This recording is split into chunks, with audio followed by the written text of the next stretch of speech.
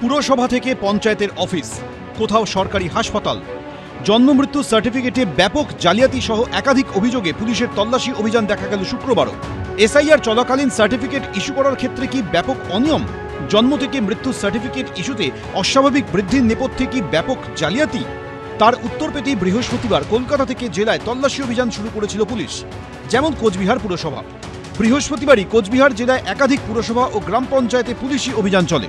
তার মধ্যে সবচেয়ে বেশিক্ষণ ধরে এই অভিযান চলে কোচবিহার পুরসভায়। শুক্রবার দুপুর ৩টে নাগাদ প্রায় ২৮ ঘন্টা পরে পুরসভা থেকে বেরোন পুলিশ আধিকারিকরা। গতকালের পর আজও ফের কোচবিহার পৌরসভায় যে বার্থ অ্যান্ড ডেথ সেকশন আছে সেখানে কিন্তু পুলিশ এসে পৌঁছেছে এবং যে সমস্ত জন্ম এবং মৃত্যুর নথি সেই নথি কিন্তু বাজেয়াপ্ত করার কাজ চলছে। ইতিমধ্যেই ক্যামেরা পার্সন শুভ সাহাকে দেখাতে বলবো সেই ছবি। বস্তার মধ্যে কিন্তু ভরে নেওয়া হয়েছে সেই সমস্ত নথি এবং সেই নথি ইতিমধ্যেই কালেক্ট করার কাজ চলছে। এবং যেটা দেখা গেছে যে গতকাল প্রায় বিভিন্ন গ্রাম পঞ্চায়েতে, কোচবিহারের বিভিন্ন গ্রাম পঞ্চায়েতে এবং পৌরসভাগুলিতে কিন্তু এই যে জন্ম এবং মৃত্যুর নিবন্ধীকরণ যে সেকশন রয়েছে সেই সেকশনে প্রচুর পুলিশ যায় এবং সেই সব কাগজপত্র খতিয়ে দেখে। উত্তর দিনাজপুরের গোয়ালপুকুরের পাঞ্জিপাড়া সুস্বাস্থ্য কেন্দ্র এবং ধরমপুর ২ নম্বর গ্রাম পঞ্চায়েতের অফিসে পৌঁছে যায় স্থানীয় থানার পুলিশ। দীর্ঘক্ষণ ধরে চলে নথি যাচাইয়ের প্রক্রিয়া। বীরভূম জেলার ৬টি পুরসভা এবং একাধিক গ্রাম পঞ্চায়েতে বৃহস্পতিবার অভিযান চালায় পুলিশ।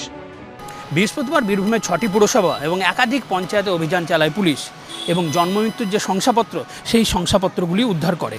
মূলত দুটি ফরম্যাটে এই শংসাপত্র ছিল, একটি ডিজিটাল ফরম্যাট, অন্যটি খাতায় যেগুলি লেখা ছিল সেই সমস্ত খাতাগুলি উদ্ধার করে পুলিশ এবং থানায় নিয়ে আসে। আজ সকালে সেই খাতাগুলি স্ক্যানিং শুরু হয়েছে। হুগলির আরামবাগের বাতানল গ্রাম পঞ্চায়েতেও অভিযান চালায় আরামবাগ থানার পুলিশ। ওনাদের ওপর থেকে নির্দেশ আছে যে এই যে রেজিস্টারগুলো আছে ওগুলো ওনাদের দপ্তরে জমা দেওয়ার জন্য। এখানে গরমিল পাওয়া গেছে না, এখনো পর্যন্ত স্যারেরা কিছু পায়নি। এগুলো উপরে যাবে, যাওয়ার পর ওরা ওখান থেকে হয়তো রিপোর্টটা আমাকে দেবে। বৃহস্পতিবার গভীর রাত পর্যন্ত শান্তিপুর সহ নদিয়ার বিভিন্ন জায়গায় পুলিশ তল্লাশি অভিযান চালায়। সূত্রের দাবি, বৃহস্পতিবার শান্তিপুর স্টেট জেনারেল হাসপাতাল, শান্তিপুর পুরসভা এবং শান্তিপুর ব্লকের 10টি গ্রাম পঞ্চায়েতে একযোগে অভিযানে নামে পুলিশ। বৃহস্পতিবার রাত 1:30 নাগাদ সব নথি বাজেয়াপ্ত করে বেরিয়ে যান তদন্তকারীরা। পুলিশি অভিযান চলে মালদার ইংরেজ বাজার পুরসভায়। শুভেন্দু ভট্টাচার্য, সুজিত মণ্ডল, ভাস্কর মুখোপাধ্যায়, এবিপি আনন্দ। অভিষেক বন্দ্যোপাধ্যায়ের সেবাশ্রয় প্রকল্প নিয়ে শনিবার বিধানসভায় বিবৃতি দেবেন মুখ্যমন্ত্রী। মাননীয় মুখ্যমন্ত্রী আগামীকাল বিধানসভার সদস্যদের সামনে তিনি একটি বিবৃতি দেবেন।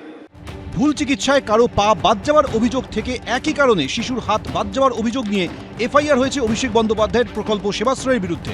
আজকে আমি চিরদিনের জন্য পঙ্গু হয়ে পড়ে রয়েছি। এতটা সময় গ্যাপের জন্য আজ আমার বাচ্চার এই পরিণতি যে হয়েছে ওনার জন্যই হয়েছে। শুধু এই নয়, লাইসেন্স ছাড়া ওষুধ বিক্রি বা মজুত, অবৈধভাবে ক্লিনিক বা চিকিৎসা প্রতিষ্ঠান পরিচালনা করা, লিঙ্গ নির্ধারণ সংক্রান্ত বেআইনি কার্যকলাপ এবং তেজস্ক্রিয় জিনিসের অবৈধ ব্যবহার ও সংরক্ষণের অভিযোগ রয়েছে অভিষেক বন্দ্যোপাধ্যায়ের সেবাশ্রয়ের বিরুদ্ধে।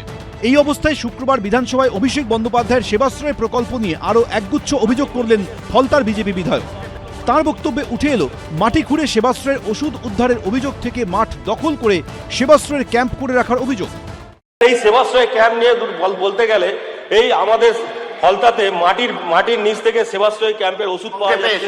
স্যার, এখানে যত নার্সিং হোম রয়েছে তাদের ফোর্স সৃষ্টি করে কারুর কাছে ইসিজি মেশিন, কারুর কাছ থেকে স্যার এক্সরে মেশিন সমস্ত কি নিয়ে যাওয়া হয়েছে।